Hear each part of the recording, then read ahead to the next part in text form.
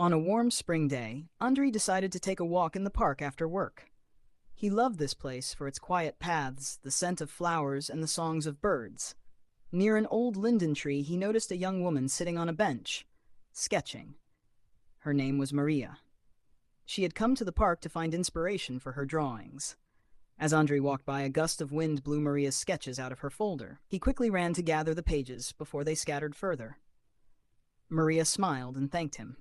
They started talking, first about her drawings, then about their favorite spots in the city. From that day on, they began meeting more often in the park. Andrei would bring coffee, and Maria would show her new sketches.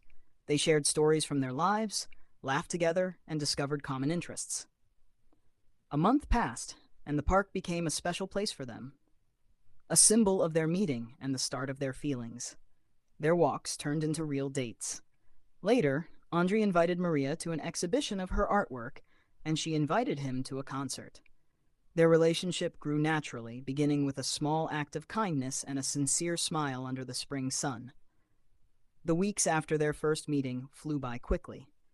Every time Andrei walked into the park, he could already see Maria sitting on their bench with a sketchbook in her hands. Sometimes she wore a light scarf, sometimes a wide-brimmed hat, but her smile was always the same, calm, bright, and a little shy. They began exploring more of the park together. One afternoon, they rented bicycles and rode along the winding paths lined with chestnut trees. Another time, they fed ducks by the pond and stayed to watch the sunset.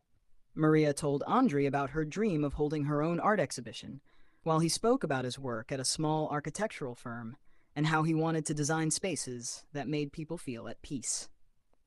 They encouraged each other, and those conversations became the quiet heart of their growing bond. As spring turned to summer, their meetings spilled beyond the park. They went to a small cafe Maria liked, where the owner always played soft jazz. Andrei invited her to a historic part of the city, showing her the buildings whose details had inspired him since childhood. Maria sketched them on the spot, capturing not only the shapes, but the stories behind them.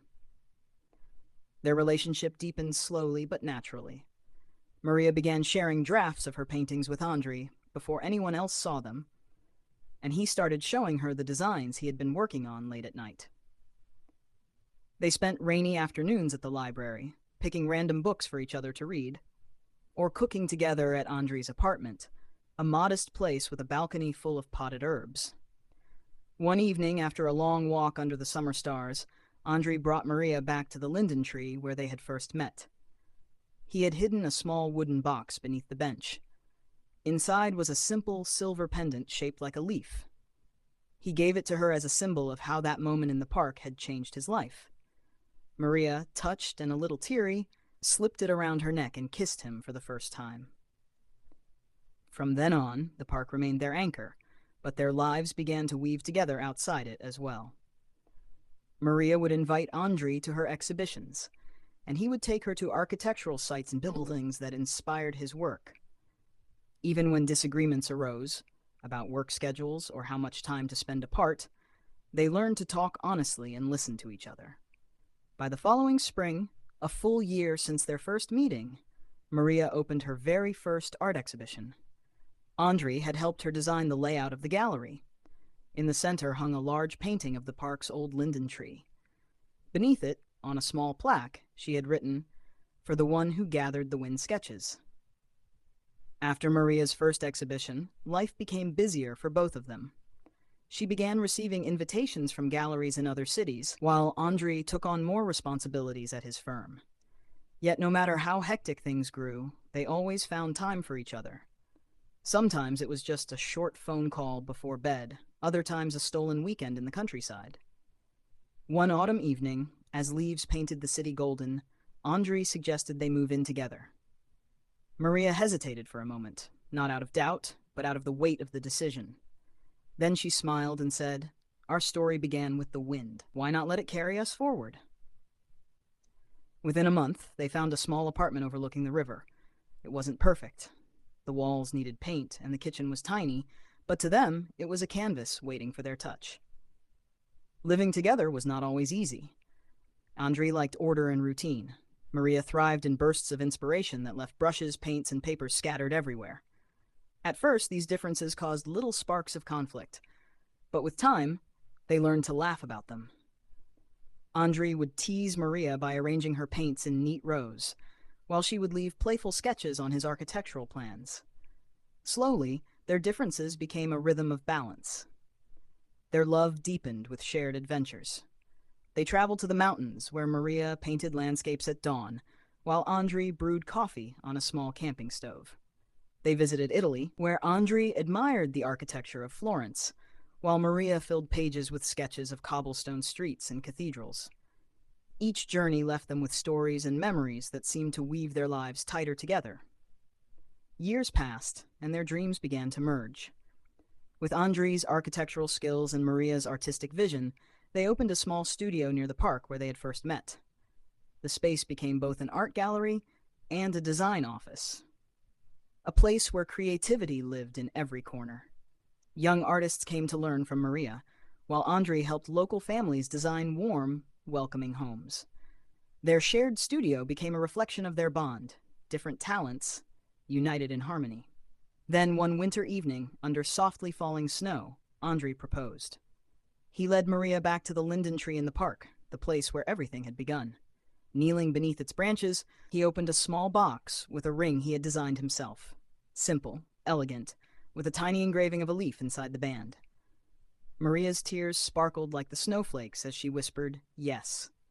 Their wedding was intimate, held in the same park, surrounded by family, friends, and the rustling leaves that had once carried Maria's sketches away. For them, it wasn't just a ceremony, but a promise to continue building a life together, always rooted in kindness, laughter, and the simple magic of their first meeting. Married life felt at once familiar and new. They still walked through the park on Sunday mornings, still made coffee together, still found joy in quiet conversations. But now there was also a deeper sense of home, a place where two lives blended into one rhythm. They spent the first years of marriage working side by side in their studio. Maria's art began to appear in bigger exhibitions, and Andri started designing not only private homes but also community spaces, libraries, small parks, and children's playgrounds. In every project, they left a bit of themselves, a curve in a bench inspired by a brushstroke, or a mural that hinted at Andri's architectural lines. Eventually, they decided to buy a small house on the edge of the city. It had a wild garden with fruit trees and a little greenhouse. They restored it slowly, room by room, painting the walls together, planting flowers and herbs. The garden became Maria's outdoor studio, and Andri designed a glass-roofed workshop at the back of the house. One spring, their family grew. They welcomed a daughter, Sophia, and a few years later, a son, Mikola. The house filled with laughter, tiny footsteps, and the smell of paints and coffee. Even as parents, Andri and Maria still found time for each other. In the evenings when the children were asleep, they would sit under the stars in the garden, talking about the day just as they had once done on a park bench. They taught their children to draw and to build, to explore and to listen. Sophia loved painting beside her mother, while Mikola built towers from blocks on the floor of his father's workshop. On weekends, the whole family would return to the old linden tree in the park. They would spread a blanket, share a picnic, and tell the children the story of how a gust of wind had brought their parents together. Years rolled on, seasons changed, and their love deepened like the roots of an old tree. Their studio grew into a small community center where young artists and designers gathered. Maria began mentoring young painters. Andri taught workshops about designing spaces that made people feel at home. As the years went on, Andri's hair turned silver and Maria's brushstrokes grew softer. But the sparkle in their eyes never faded. Their children built lives of their own in different cities, but often came back on weekends with their families. The old house by the river filled again with the sound of laughter. Only now it was grandchildren racing across the garden, playing under the apple trees that Andri and Maria had planted decades earlier. The studio near the park had become a beloved part of the community. Former students still stopped by to say hello, bringing their own paintings, designs, and stories. On the walls hung photographs of exhibitions, newspaper clippings, and sketches from long ago. a living museum of everything Andre and Maria had built together. Even in their 70s, they kept their rituals. Every Friday morning, they would walk slowly to the park, sit on their bench beneath the old linden tree, and share a thermos of tea. Sometimes Maria would bring a sketchbook, sometimes Andre would carry a small notebook of ideas. They spoke quietly about the past and about small plans for the future. Another trip, a new flower bed, a painting she still wanted to finish. Years passed, and the park became almost like a living book. The bench of wishes under the huge linden tree drew artists, musicians, couples, and families from all over the city.